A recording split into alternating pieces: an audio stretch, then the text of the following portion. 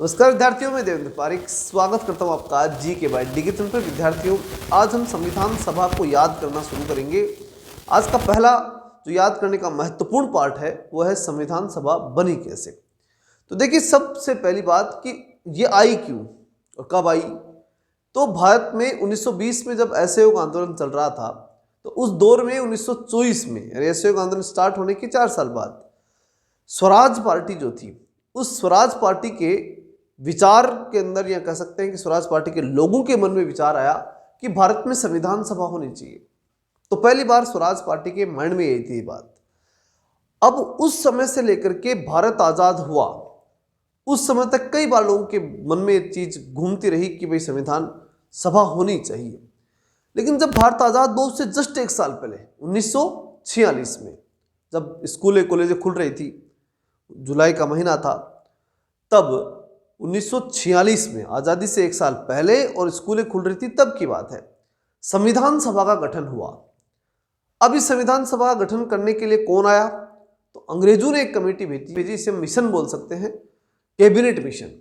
तो cabinet mission के तहत 3 महत्वपूर्ण व्यक्ति भारत आते हैं।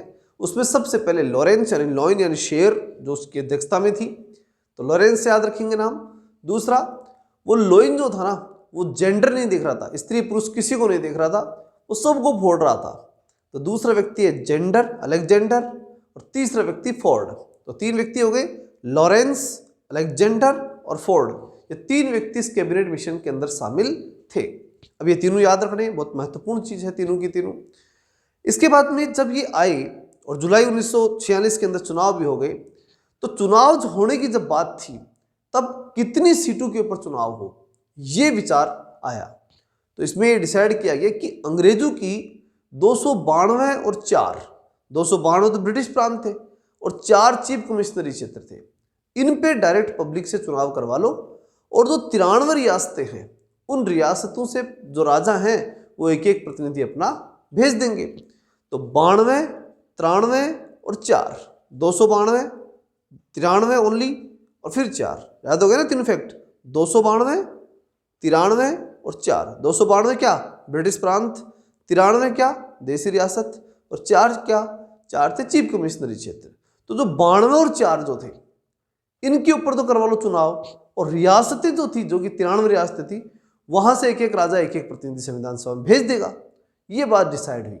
अब दूसरा प्रश्न उठा कि ठीक है, कहीं तो हो जाएगा, लेकिन 92 और 4 यानी 96 के ऊपर चुनाव कराओगे, 296 हो गए टोटल, 292 और 4 296 हो गए।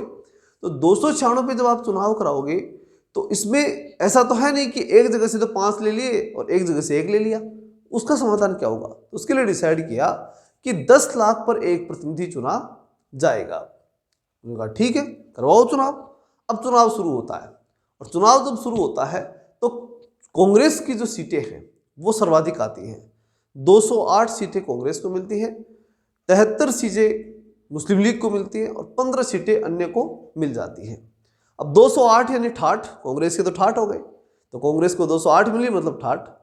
उधर आए 73 से 33, है ना, मुस्लिम लीग वाले हो गए 33, 73 33, ऐसे याद रखना। वो यहाँ से 33 हो गए, उन्होंने देखा कि यहाँ नहीं रुकेंगे, 73 बन गए वो यहाँ से, 73 यानी 73, ठीक है। उन्होंने कहा कि नहीं नहीं भाई, यहाँ नहीं रहेंगे, भारत में हमारा क्या मतलब है, 73 सीटों में हम क्या कर लेंगे यहाँ।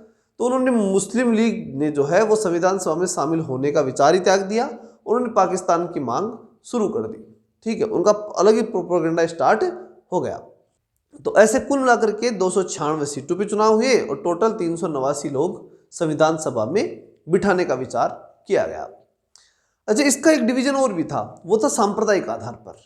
और सांप्रदायिक आधार पर था, उसमें जो था 7-9, जो 7 में नहीं है ना, उनको तो भेज दो कहाँ पर, पाकिस्तान। मतलब मुसलमानों की सीटें थी 7-9, मुस्लिम सीटें 7 और 9 थी। हालांकि सारे मुस्लिम गए नहीं थे, फिर यहाँ रहे थे, कांग्रेस की तरफ से भी कई मुस्लिम लड़ रहे थे, लेकिन ज़्यादातर मुस्लिम लीग के लोग तो जा ही रहे थे, इसलिए 7 और 9, जो 7 में नहीं रहे वो तो होगी मुस्लिम लोग हो गए, और 4 हो गए सिख, 4 और 7-9 गुणैशी हो गए मुस्लिम। ऐसे करके ये सांप्रदायिक आधार पर चुनाव भी हुआ और इस प्रकार से विभाजन हो गया। 33 थे एसटी के और 15 थी महिलाएं। ये सारे जो है इस संविधान सभा के अंदर लोग बैठे हुए थे और इस प्रकार संविधान सभा का निर्माण हुआ। अगले जो है विषय के ऊपर अगले नेक्स्ट वीडियो में चर्चा करेंगे, लेकिन याद कराएंगे, ये पक्की बात है।